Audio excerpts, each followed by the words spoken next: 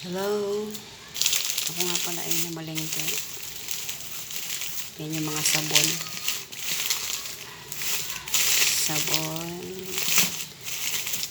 Kasi mas mahal sa sari-sari store.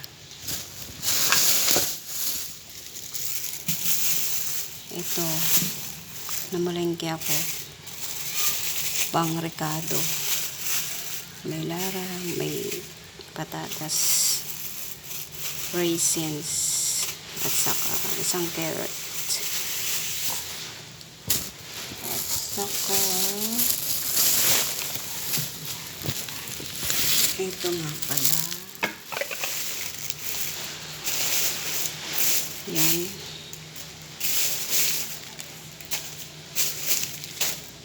Yan. Ito, makakamura ka ng mga tres pag binili mo sa tindahan. Ay, pag binili mo sa grocery, makakamura ka ng tres. Kumbaga, lahat sila makakatipid ka ng tres. Yan. Almost 3 pesos or 4 pesos. Yan. Argentina. At saka ito, pineapple. Green peas. Ano to? Tomato sauce. Ayan. Pang-apritada receipt. Tas snacks. Mahal din naman to sa tindahan, no? Yung mga ganito. Kaya I make sure na ako'y bibili sa grocery. Kasi wala pang kinsenas, ubos na ang pera. Nganga na naman kami. Nganga. Tapos ang mangyayari, sa tindahan bibili. Tapos pag nag-short, sa tindahan din uutang. Minsan, kahit binili mo na,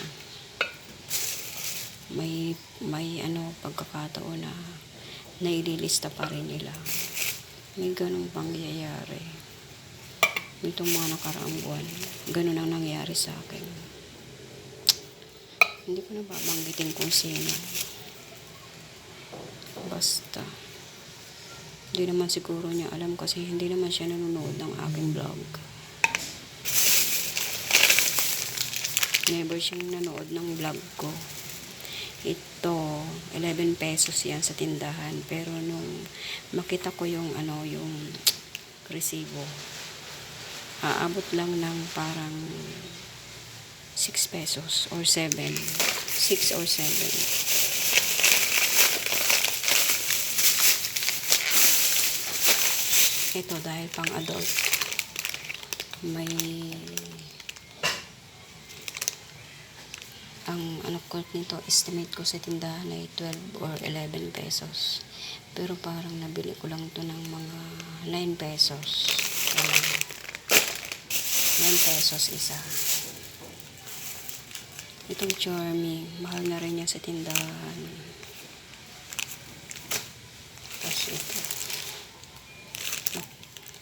Mamaya titignan ko yung Paktora. Ayan yung mga Paktora ko. Kumbaga yung Birds 3 Choco, 48 pesos ang 8 piraso. Mga round up mo, 48 divide 8 ay 6. O mapapatak lang ng, ay imagine 47 pala, di 47 divide 8, 6 yun.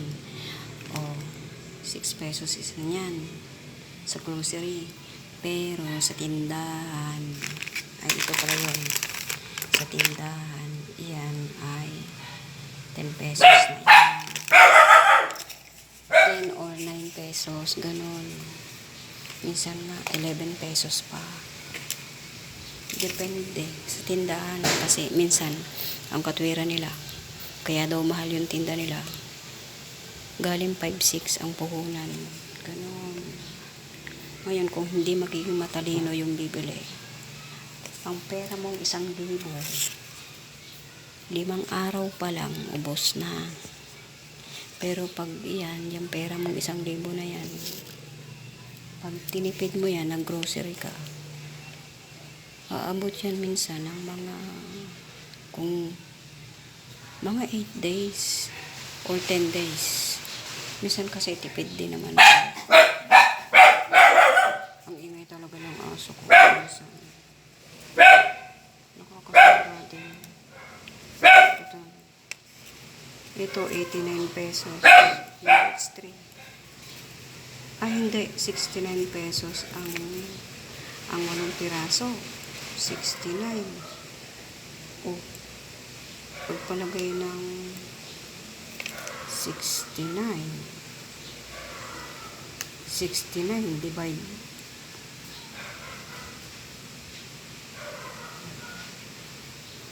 8. 69 divide 8. Kung aabot ng 750 ang isa. O ito. 750 ang isa. Pag yung 69 dinabide mo sa 8, aabot yan ng mga 8 or 7 pesos ang isa sa grocery. Pero pag sa tindahan, yan ay 11 pesos. Ganon yun. Basta ganon yun.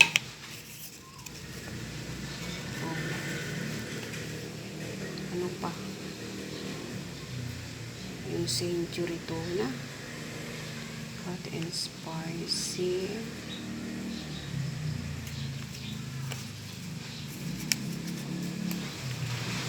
Oh, 27 pesos. Hot and spicy. Century tuna. Sige nga. Century tuna. 27 pesos. Hot and spicy. Sa tindahan, ito ay mga 30 pesos or 32. Oh, ganon. Yung Argentina meatloaf, ano kaya? Argentina meatloaf. Hindi ko na makita ang Argentina meatloaf.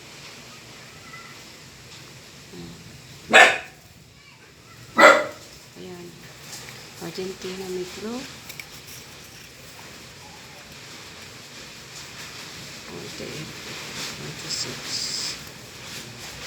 46 pesos.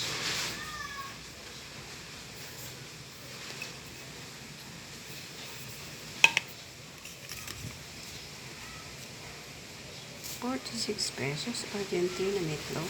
Mahal na rin pala, no? 46 pesos. Yung tuna flakes in oil. Caldereta, 23.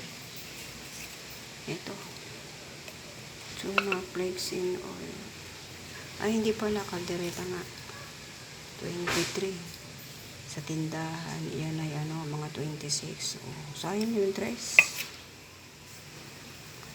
Ganon. Tapos yung tingnan natin. Yung kailan ba dito ang medyo Lucky Me spicy beef 15 pesos. Mega prime Lucky Me pancit canton extra hot chill. Bakit teka bakit parang ang mahal na? Ilan ba to? Isa times 1. Lucky Me spicy beef times 2.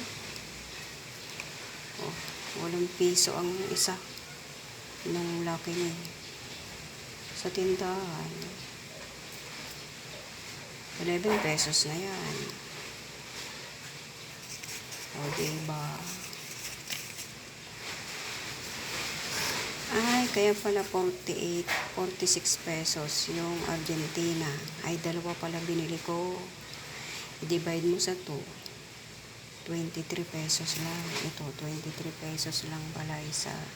Kaya pala naging 46 kasi dalawa. Ayan. 23 pesos lang isa. Pero pag sa tindahan, mahal na yan. So, yan lang po. Maraming salamat sa panonood. Bye. Thank you very much.